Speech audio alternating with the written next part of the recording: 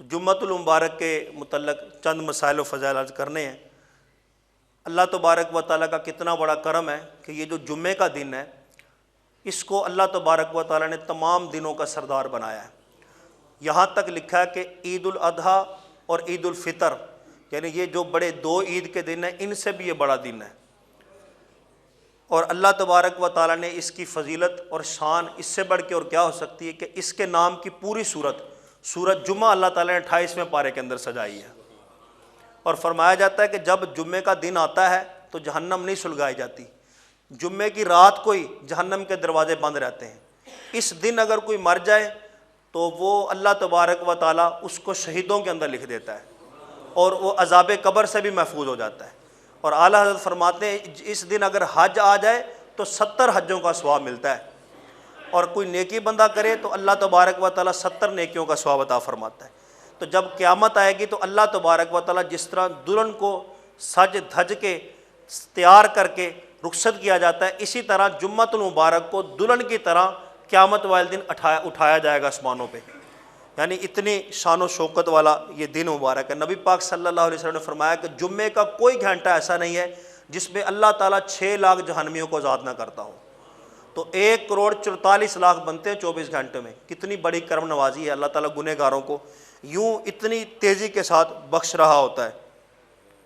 پھر نبی پاک صلی اللہ علیہ وسلم نے فرمایا کہ اللہ تعالیٰ نے جمعے والے دن غریبوں کے لیے، مسکینوں کے لیے 1 حج اور 1 عمرے کا ثواب رکھا ہے۔ فرمایا جمعے والے دن جلدی آنا یہ میری امت کا حج ہے، اور جمعے کے بعد عصر کی نماز تک مسجد میں نماز عصر کا انتظار کرنا یہ امت کے لیے عمرہ ہے۔ 1 حج اور 1 کامل عمرہ ہے، نہ ہم حج لیتے ہیں اور نہ ہم عمرہ لیتے ہیں۔ افسوس کی بات ہے کہ جمعہ پڑھ دیں نہیں، جمعہ پھڑ دیں، یہ بزرگ ہمارے یہ فرماتے ہیں۔ اب تو لوگ صرف جمعہ پکڑتے ہیں، پڑھتے نہیں ہیں، یعنی سب سے بعد میں آنا اور سب سے پہلے نکل جانا ہے۔ تو امام غزالی رحمۃ اللہ نے لکھا کہ اسلام کے اندر سب سے پہلی بدعت جو ظاہر ہوئی وہ جمعے کے دن لیٹ آنا ہے۔ جب جمعے والا دن آتا تھا تو عید فجر کی نماز کے بعد ہی تیاریاں شروع ہو جاتی تھیں، اللہ کے فرشتے بھی تیاریاں شروع، حدیث پاک کے اندر آتا ہے کہ جو فرشتے ہیں فجر کی نماز کے بعد ہی رجسٹر لے کے باہر کھڑے ہو جاتے ہیں جمعے والے دن، کہ جمعے کی نماز کے لیے کون پہلے آتا ہے اس کا نام ہم پہلے لکھیں،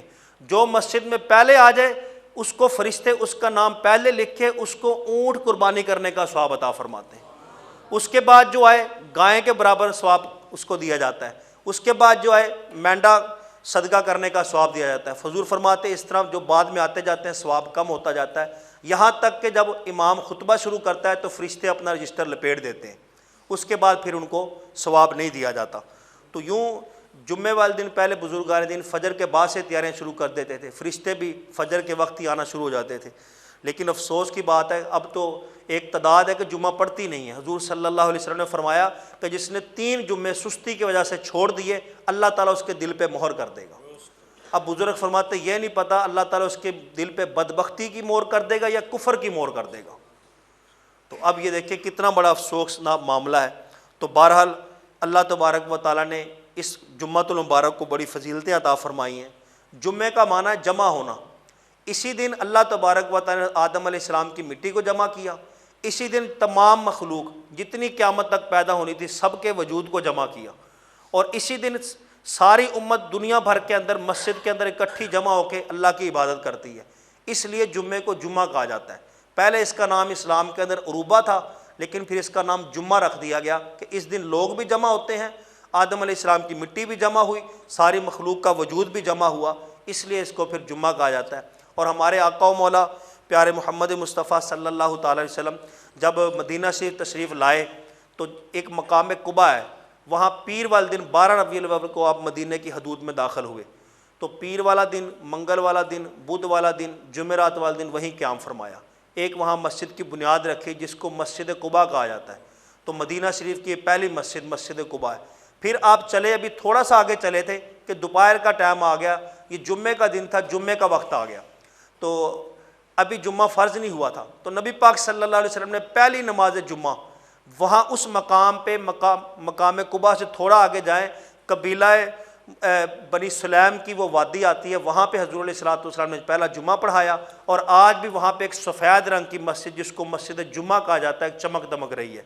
بہت سے عاشقان رسول اس کی زیارت کی ہے۔ تو آقا کریم علیہ الصلوۃ والسلام نے پہلا جمعہ مدینے میں ادا فرمایا، تو 10 سال آپ مدینے کے اندر حیات رہے،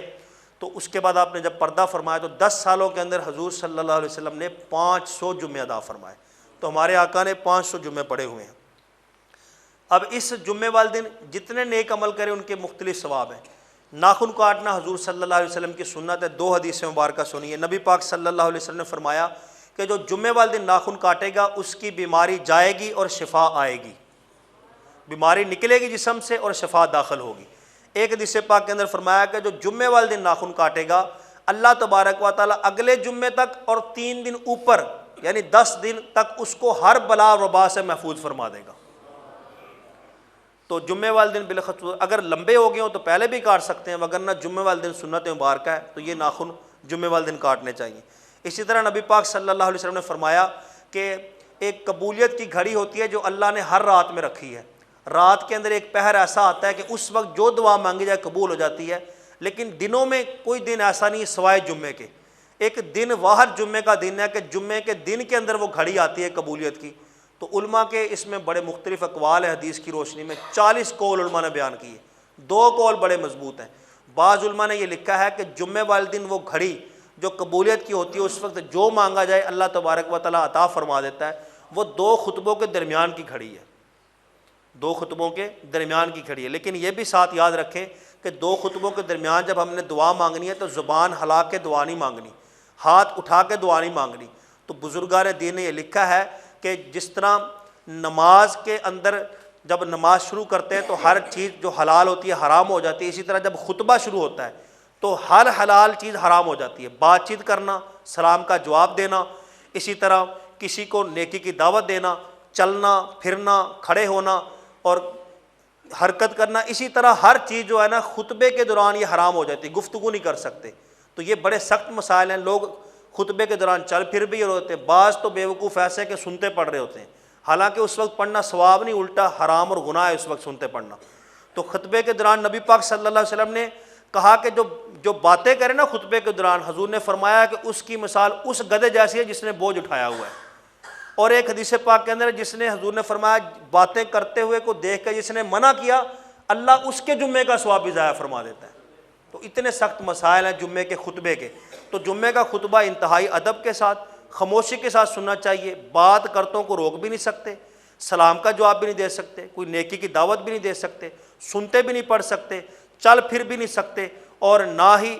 زبان سے کوئی الفاظ بول سکتے ہیں۔ درود پڑھنا ہے خطبے کے اندر، نبی پاک صلی اللہ علیہ وسلم کا جب نام سنا ہے تو دل میں پڑھنا ہے، دعا مانگنی ہے تو دل میں مانگنی ہے۔ تو 2 خطبوں کے درمیان اگرچہ خاموشی کا وقفہ ہوتا ہے، لیکن بزرگان دین نے لکھا ہے کہ اب بھی جب دعا مانگنی ہے تو بغیر ہاتھ اٹھائے دل میں ہی دعا مانگ لیں، قبولیت کی گھڑی ہے۔ اور بعض بزرگوں نے کہا کہ قبولیت کی گھڑی جب سورج غروب ہو رہا ہوتا ہے جمعے والے دن، یہ قبولیت کی گھڑی ہے جو حضور نے فرمایا کہ جمعے والے دن اللہ نے ایک گھڑی رکھی ہے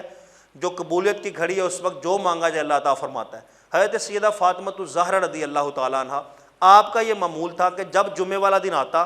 عصر کی نماز کے بعد اپنے حجرے میں مصلی بچھا کے بیٹھ جاتی اور اپنی خادمہ حضرت فضہ کو فرماتی کہ باہر دروازے پہ چلی جاؤ، جب سورج ڈوبنے لگے، ڈوب رہا ہو تو مجھے اندر اطلاع دینا۔ تو حضرت فضہ جب سورج ڈوب رہا ہوتا تھا تو سیدہ فاطمہ الزہرا رضی اللہ تعالیٰ عنہا کو اطلاع دیتی تھی، سیدہ فاطمہ الزہرا رضی اللہ تعالیٰ عنہ دعا کے لیے ہاتھ بلند فرما دیتی تھی۔ تو یہ قبولیت کی گھڑی کا وقت ہے۔ تو اس وقت جس وقت افطار ہو، ہمیں چاہیے خصوصاً بالخصوص جمعے والے دن قبولیت کا وقت ہوتا ہے تو دعا مانگنی چاہیے۔ اسی طرح جمعے والے دن نہانا سنت مبارک ہے۔ حضور علیہ الصلوۃ والسلام نے فرمایا کہ جو جمعے والے دن نہائے اللہ اس کے سابقہ گناہ معاف فرما دیتا ہے، اور نہا کے جمعے کے لیے نکلے ہر قدم پہ اللہ تعالیٰ 20 نیکیاں عطا فرماتا ہے۔ اچھا، ایک اور آخری عمل جو ہم نے جمعے والے دن بالخصوص کرنا ہوتا ہے، بہت سے لوگ غافل ہیں، کچھ تو خوش نصیب ہیں روزانہ والدین کی قبروں پہ جاتے ہیں، اور کچھ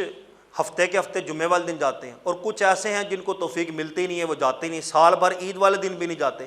تو نبی پاک صلی اللہ تعالی وسلم نے فرمایا کہ پیر اور جمعرات والے دن یہ اللہ کی بارگاہ میں تمہارے ہر عمل پیش کیے جاتے ہیں، یعنی ہم جو گناہ کرتے ہیں یا جو ہم نیکیاں کرتے ہیں، ہمارا ہر عمل پیر اور جمعرات والے دن اللہ کی بارگاہ میں پیش ہوتا ہے۔ اور فرمایا جمعے والے دن